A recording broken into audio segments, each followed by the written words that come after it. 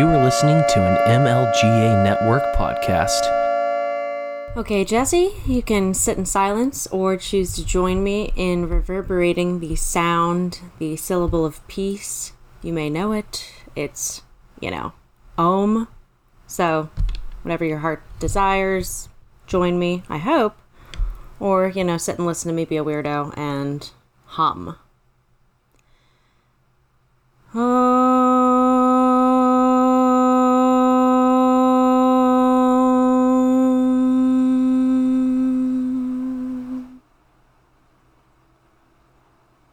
Jesse? Are you there? Jesse?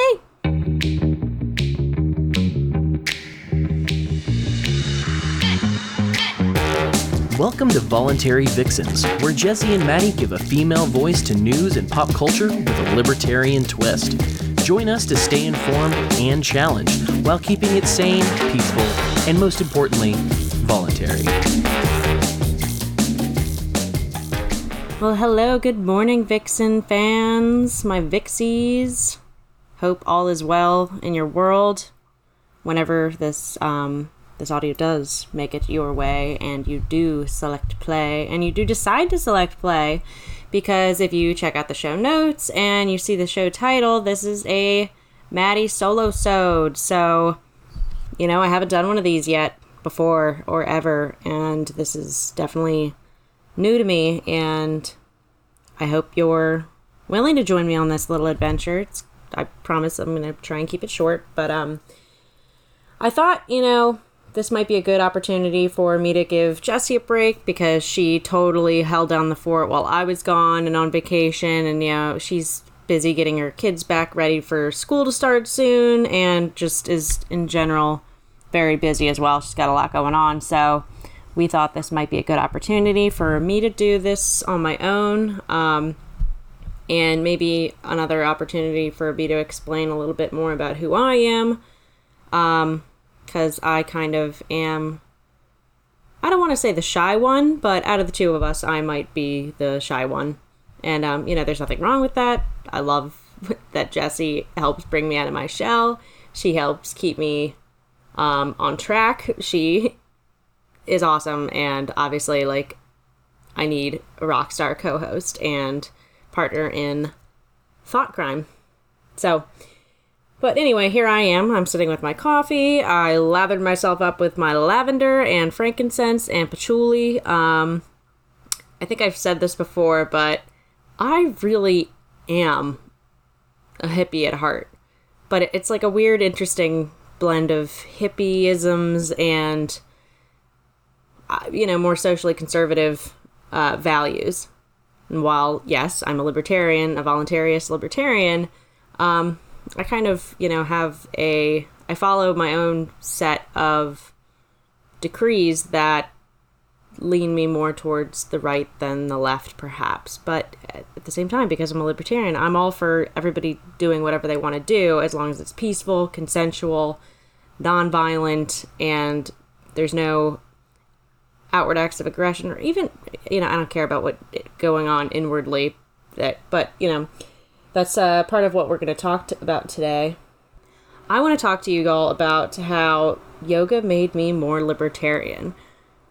And so I've mentioned it before. I think that I am yoga certified. It's part of the reason why I am who I am, and it's really, I think, accentuated my libertarian views and really allowed me time and room to introspect and to reflect on things that I had learned that were more maybe outer shell levels of libertarianism, maybe more like economic policy and foreign policy and things that take place like in the outer sphere. How we interact with other people, larger institutions, other countries. So my yogic practice and in becoming yoga certified and going through this very intensive certification process, it gave me a lot of time to reflect on who I was and how I fit into my own belief system, and it gave me a lot of time to figure out my blind spots, explore those. And I think it's made me an overall much better person, much more patient person, much more understanding and compassionate person. I think I've always been very empathetic, and I think this is something that could benefit everybody. And I really do think that the knowledge and mastery of self, which is part of the yogic experience and education, but part of that mastery of self is exactly how we as libertarians or voluntarists hope and expect that the world is going to naturally come to a more peaceful order, because the world and nature in itself does naturally self-order. I just listened to Jurassic Park, and now I'm listening to The Lost World, and God, Michael Crichton is brilliant. Highly recommend. This is a non-yoga tangent, but I think I can find ways that there are very, like, Misesian-like and Rothbardian-like hints that are throughout culture that we don't even know about, and I think I found so much of that within my yogic learnings and teachings. So just wanted to give you guys a little bit of insight there, and especially because, we might have some more male listeners than female listeners, and that's only because there are generally more males on the internet, in these circles that we run in, like in meme culture and hashtag world, that the taxation is theft hashtag, how many chicks rock that? I mean, Jesse and I do, and we just got immersed into a whole new circle of Liberty chicks, and y'all are awesome, and I love what you're doing. And it was so funny even finding, like, this, some people might think this is some internalized sexism or misogyny I have, but certain meme accounts that we'd been following, I find out to be female, and I'm like, I was surprised, very surprised. So I think an example of that is Think, Change, Repeat, Yo Girl, and All Hypocrisy Matters. Definitely recommend anybody listening who is into the Instagram world. I think there's a lot of us anarchists out there, but fun stuff. But anyway, so, more of our listeners might be male than female, but also this might be changing because we kind of have tapped into this, I wouldn't say non-existent, but a lesser filled out, like, section of libertarian thought and voices. So I think that's something that Jesse and I both bring to the table, and, like, we're happy to do so. But, also, I feel a lot of pressure, and I'm a perfectionist, and so that's why this will also probably be a very interesting delve into my own self-practice here. I hope I still have you. But, so, if you're a male listening, this might be useful stuff to help convert those socialist girlfriends of yours. First recommendation is don't date a socialist chick, but second recommendation is hopefully she's a very kind and loving individual that is just so misinformed from the years of endless propaganda and just, a little bit too much groupthink and virtue signaling that she may have bought into. And, I trust and hope that you've got great enough taste and that you have the ability to change minds. That's part of our goal as libertarians and anarchists, voluntarists, whatever degree on the spectrum you're on in the liberty movement, is that we believe in non-aggression and non-violence, and we hope that we would like to impart our ideals and principles on other people through conversation, through peaceful interactions, through interacting on the free market, buying and selling, bartering goods, trading goods and services, whether they're trading ideas, trading products of yours, just interacting on a very basic cooperative level that we all hope to make the world a better place in doing so. But so, and if you're a chick listening to this, you're already awesome, and keep it going, and you're fighting the good fight, because I know that as a female who is in this liberty movement, does have these set of ideas, and like, you know, being involved in a yoga community, I am so out of place sometimes that I want to scream. And so, you know, that's what meditation is for, right? But anyway, so again, here's a little bit more of my backstory and who I am and why I think that yoga has made me more libertarian. So if you follow this and follow us online at all, you know that I have a separate yoga account. Like you can follow me at voluntary vinyasa on Instagram. And that was kind of a brainchild of mine that started right as I was finishing out my certification course, my 200-hour yoga certification course to be a yoga teacher. And it was just like, I was so excited to be learning about what I was learning in those classes and my weekend retreats, and learning about myself and having to spend so much time with myself. I mean, I hadn't done that in a while. But I will say, not only did it help me physically in my physical health, I think it saved me mentally from everything that I've been going through the past 2 years, which I'll disclose and talk about it in detail at a later time, or, you know, if the right person asks me, because while I'm kind of an open book, I want to protect myself in certain ways. But anyway, I think it helped me, like I think it would help so many other people. I think everybody should do yoga. And the beauty of yoga, okay, so yoga, what is yoga? Yoga is a Sanskrit word for union. It's kind of like the all-encompassing how to act in the world, how to act with yourself, how to act with other people, how to bring all these different practices together to kind of, I see it as like being your best self. And so my interpretation of that, again, is just like, that is, I think, a libertarian value, how to be your best self. And the reason to be your best self is, one, it's obviously in your own self-interest. It's in the plight of the individual. The strengthening of the individual is what is going to bring about a more a strengthened community and more prosperous society. Ultimately, I think more peaceful as well, because, you know, it's the honest look at everybody as an individual, and they're acting on their own individual desires.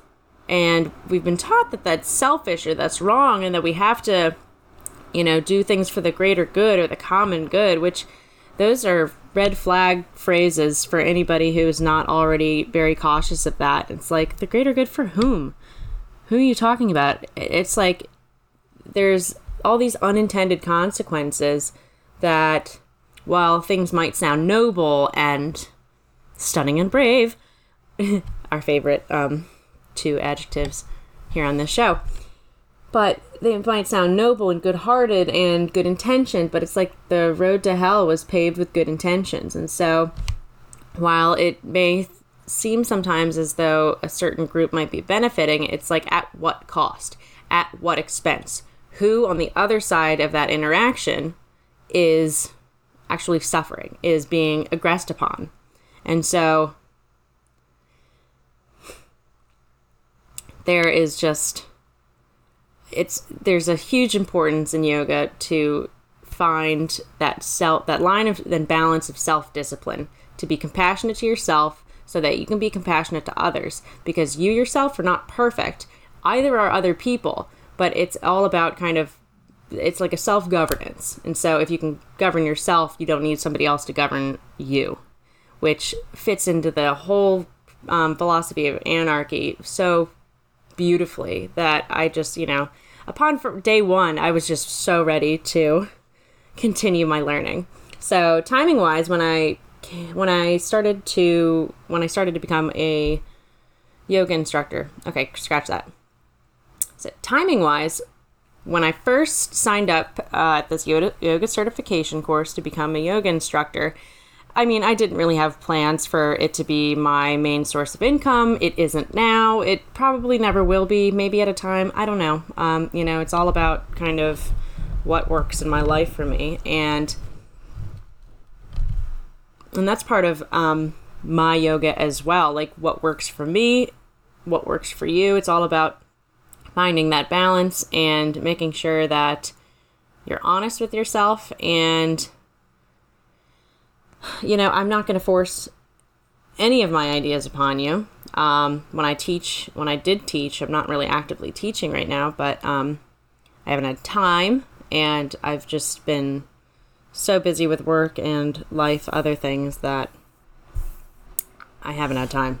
And so, but like, part of my yoga as this idea, like, I'm voluntary vinyasa, this is my yoga personality online, is that it's all about finding what works for you. It's your way. So vinyasa, if you all don't know, obviously you might not, that's another Sanskrit word, and what it means is a sequence of movements, and it's like, usually it's purposeful. It's getting you from one asana, which is a posture, to another.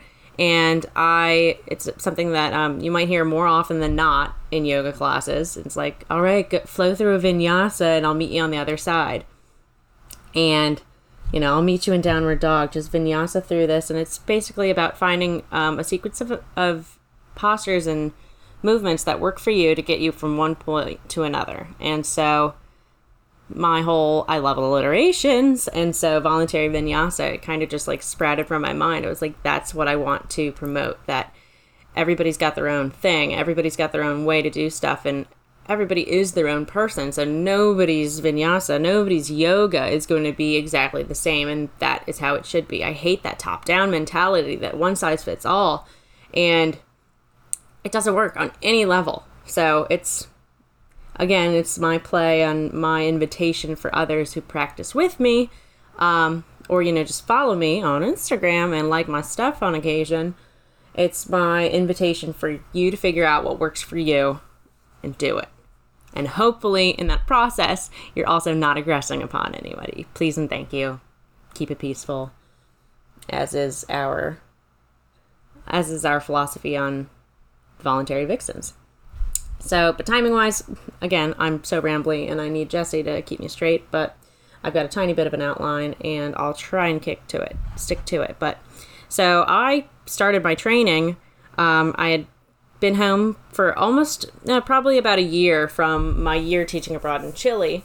And so while I was there, I've mentioned before, that's where a big part of my conversion story happened. I kind of went down there as a quote-unquote conservatarian, and just right-leaning in terms of what I thought the responsibility of the government was, just very super limited. It might be like the courts, might be the law enforcement, and just that was probably about it. I kind of already had my eyes woke a bit on the issue of foreign policy, but again, I didn't really... I didn't know too much. I mean, you're purposefully not informed very much unless you really have to go looking for the information. Like, I had no idea that Obama was actually bombing 8 countries at a time during his presidency. He was at war every single day of his presidency. And so I had bought in previously to the notion that Obama was like this peace, like he won a Nobel Peace Prize and then went and bombed X amount of countries. Like, it's absurd.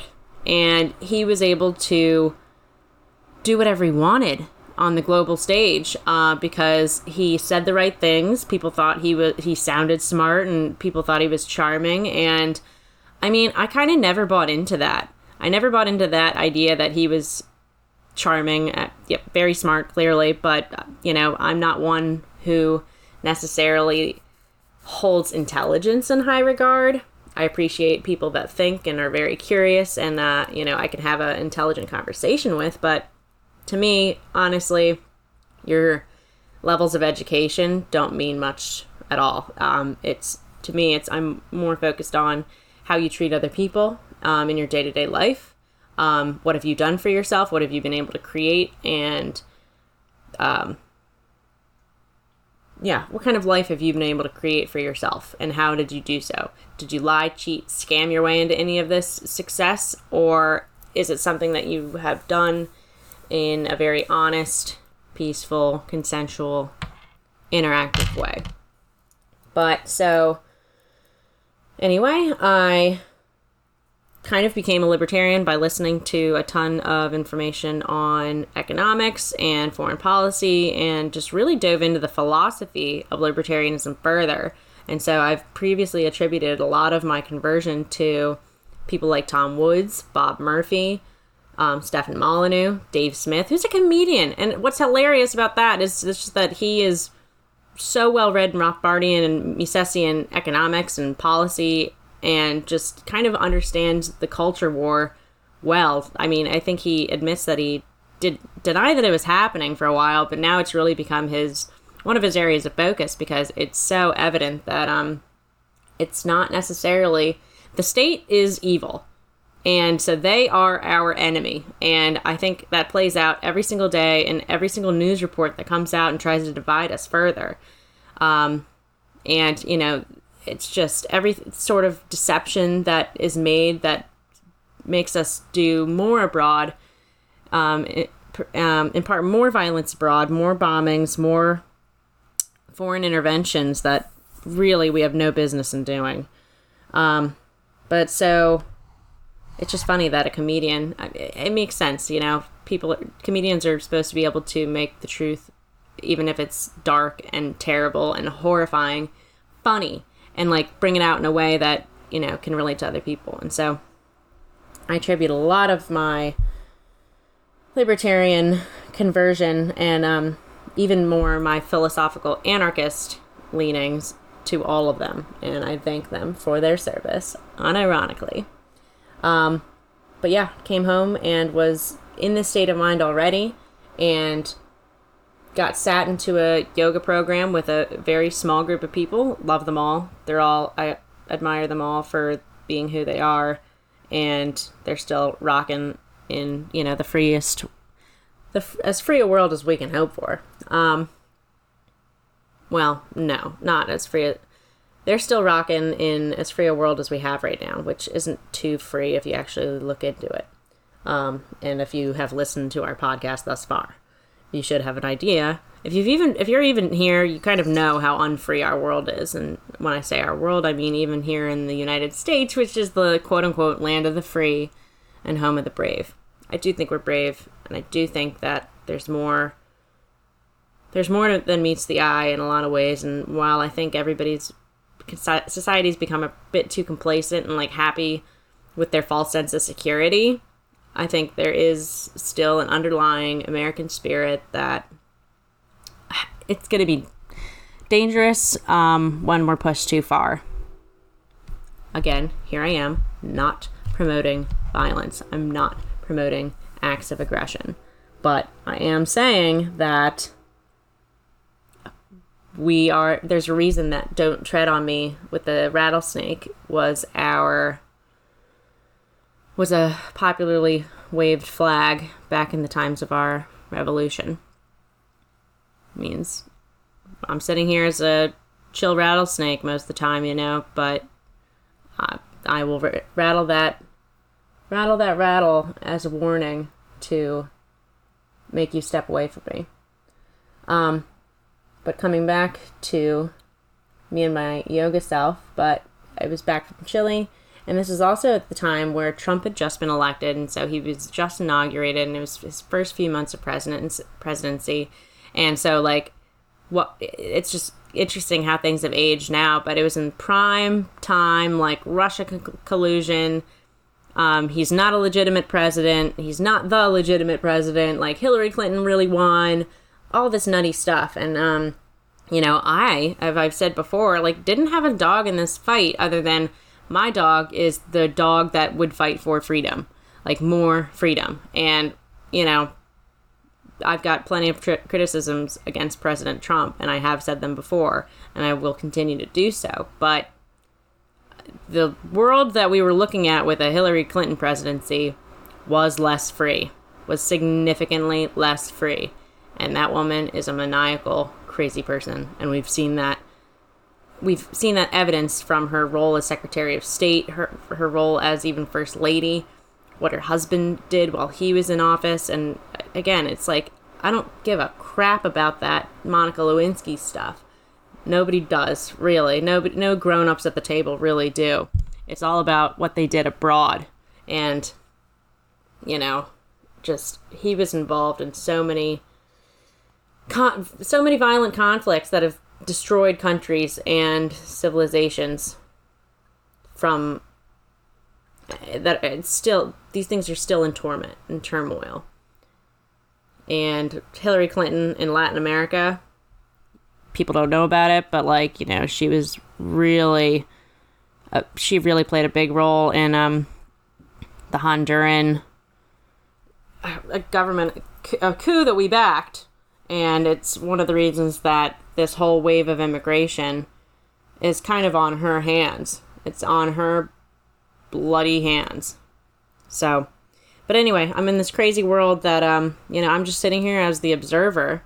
And while I was surrounded by the ideas of, you know, love trumps hate and just the community of love and light and all this stuff, it's like I wasn't hearing a lot of that in very specific, like, common everyday conversations. It's like then we'd talk about the news of the day and then go into yogic teachings, and it's like I could see such a disconnect between what was being said and what was being lived versus what was being taught. And so, but, you know, that just made me, like, appreciate the teachings more, that I think that they should be listened to. And so, like, again, I'm already kind of running past how much time I wanted to spend on this, and I think I'll go into it more later, but especially, like, if I get a decent reaction to this solo crazy episode of mine. But I think that the different, like, scriptures, or not scriptures, but the different yogic texts that went into yogic culture throughout the generations and, like, through over thousands of years. Like, yoga is old, and while here in the West, it's kind of just been used as a fitness thing, but it's really like a mental and spiritual and physical. But so, like, again, yoga, it's that union, it's that connection of all things, to put your best self into the future, into the world, and it ultimately, I think, would create a better future. But so, like, I'll definitely go into this in further detail. I would love to, actually, there's a couple yogis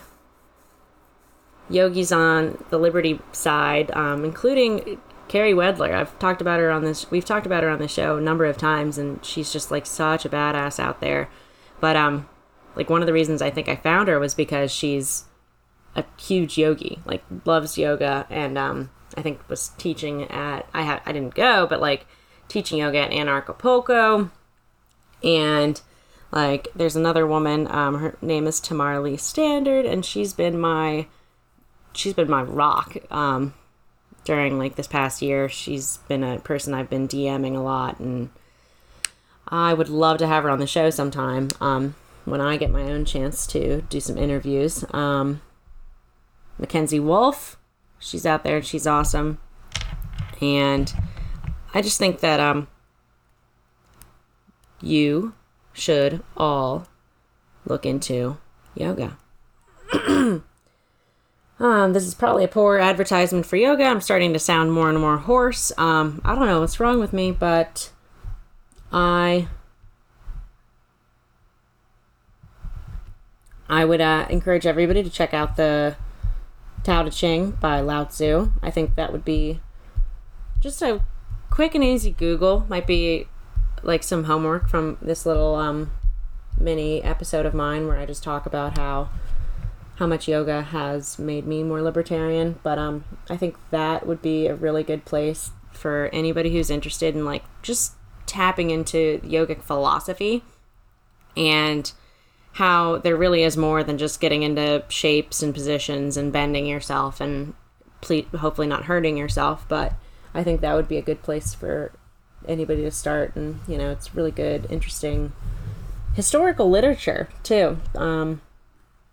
So I don't know, based on what you've heard, I'd love to hear some feedback. I know I didn't really like come to any groundbreaking or revelatory conclusions here, but I want you to know that there is a connection between yoga and liberty, and I strive to connect the two and live out the two in my daily life because it keeps me sane. I think it keeps me more pleasant. And I think there's so much room for us liberty hippies to kind of infiltrate the scarily socialist and very SJW and pretty authoritarian sides of our culture, and with people we know and interact with daily.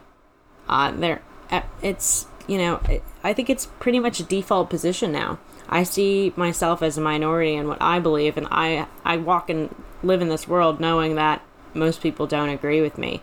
So, I've always kind of kept my mouth shut, but, and I still do, but I try to, at least in my yoga practice and my yoga teachings, put forth these ideas of like how important it is to know yourself, to be able to master yourself, to take the time to give back to yourself, because nobody else is going to do it for you. Nobody else has you in their best interest. That's why you have to have yourself in your best interest. Even within the family structure. Okay, no, I don't have children yet. Oh, okay, I'm not married yet. But it's like I still am part of a family. And I'd love to make a family one day. And so I think it goes right in hand with yoga, the practice of self-knowledge, self-reflection, self-exploration, and so connecting that to how I feel and how I know many other people feel about like the importance of the individual, self-sovereignty, and how we could all work towards a better, I think other people would agree better, more peaceful, more prosperous society if we kind of took a chill pill every now and then, did some yoga, sat and meditated, and just like really focused on ourselves for a freaking second. Clean your own room, then go fix the world.